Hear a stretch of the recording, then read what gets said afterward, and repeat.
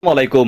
মুস্তাফিজুর রহমানকে নিয়ে বর্তমানে যে ধরনের আপনারা উৎসাহভাবে যেভাবে চলতেছে ভাই, বিশেষ করে আমি নিজে অনেক উৎসাহ ছিলাম এবং আছি, কিন্তু ভাই এত উৎসাহ হওয়া যাবে না মুস্তাফিজুর রহমানকে নিয়ে। কারণ হ্যাঁ, মুস্তাফিজ কিন্তু অনেকটা ডেভেলপ করছে চেন্নাই সুপার কিংসে এসে, ওর ভেরিয়েশনগুলো কিন্তু অনেক ডে বাই ডে অনেক ইমপ্রুভ হয়েছে। সো সেক্ষেত্রে একটা বলা যায় positive science. But end of the day আপনি যদি একটা জিনিস খেয়াল করেন, মোস্তাফিজুর রহমান কোথায় ভালো করেছে, সো যেখানে ভালো করেছে সেটা হচ্ছে চিপক।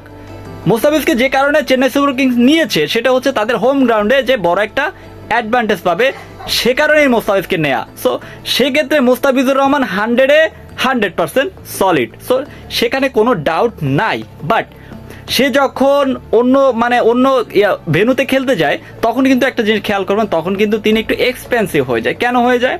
কারণ হচ্ছে উইকেটগুলো ফ্রেন্ডলি থাকে না, উইকেটগুলো ফ্রেন্ডলি থাকে না। মুস্তাফিজুর রহমানের যে চেন্নাই সুপার কিংসের মাঠে যে ধরনের খেলা হয়ে থাকে, স্লো পিচ এবং ভালো করে কাটারগুলো সুন্দর মতো ধরে, এবং আপনার লেগ এবং অফ সাইডে যে বাউন্ডারিগুলো আছে অনেক বড়। কারণ মুস্তাফিজুর রহমানকে দেখবেন যে কোনো গ্রাউন্ড বলেন না কেন, লেগে অফে সবাই ভালো খেলতে পারে, কিন্তু লেগ অফ বড় থাকার কারণে সুন্দর মতো ক্যাচ উঠে যায় এবং সেটা তেমন একটা গ্র্যাব করতে পারে না। সো মোস্তাফিজুর বেলায় তার ঠিক ডিফারেন্স। দিল্লির মাঠে খেলা হয়েছিল, দিল্লির মাঠে মোস্তাফিজুর রহমান কি করেছে সেটা তো আপনারা সবাই দেখেছেন। 4 ওভারে 47 রান দিয়েছিল এবং ঋষভ পান্টের মতো প্লেয়ার আস্তে হালকা ফ্লিক করে ছক্কা মেরে দেয় লেগে।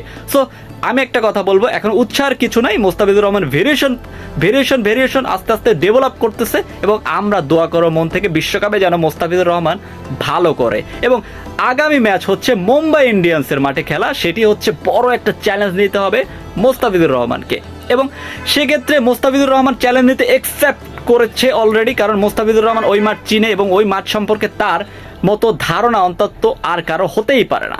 কারণ তিনি ওই মাঠের হয়ে খেলছে, মুম্বাই ইন্ডিয়ান্সের হয়ে খেলেছে এবং ওখানে অনেক ধরনের প্র্যাকটিসও করেছে। সো আমি বলবো মোস্তাফিজুর রহমানকে নিয়ে এত উৎসাহ হওয়ার লাভ নাই।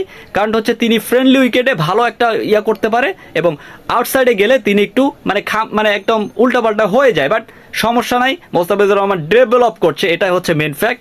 ধোনি আছে ভাই ওর সাথে। তো আমরা মোস্তাফিজের জন্য সব সময় দোয়া করবো এবং দোয়া করে আসতেছি। বাংলাদেশের প্রত্যেকটা মানুষ জানে মোস্তাফিজকে নিয়ে আমাদের অতটা আকাঙ্ক্ষা। আপনি কি মনে করেন মোস্তাফিজের চেন্নাই সুপার কিংস জিতবে নাকি আগামী ম্যাচে মুম্বাই ইন্ডিয়ান্স জিতবে? প্লিজ কমেন্ট কইরা জানাই দেন। আর হ্যাঁ, ভিডিওটা যদি ভালো লেগে থাকে তাহলে প্লিজ চ্যানেলটা সাবস্ক্রাইব করে পাশে থাকুন। ধন্যবাদ।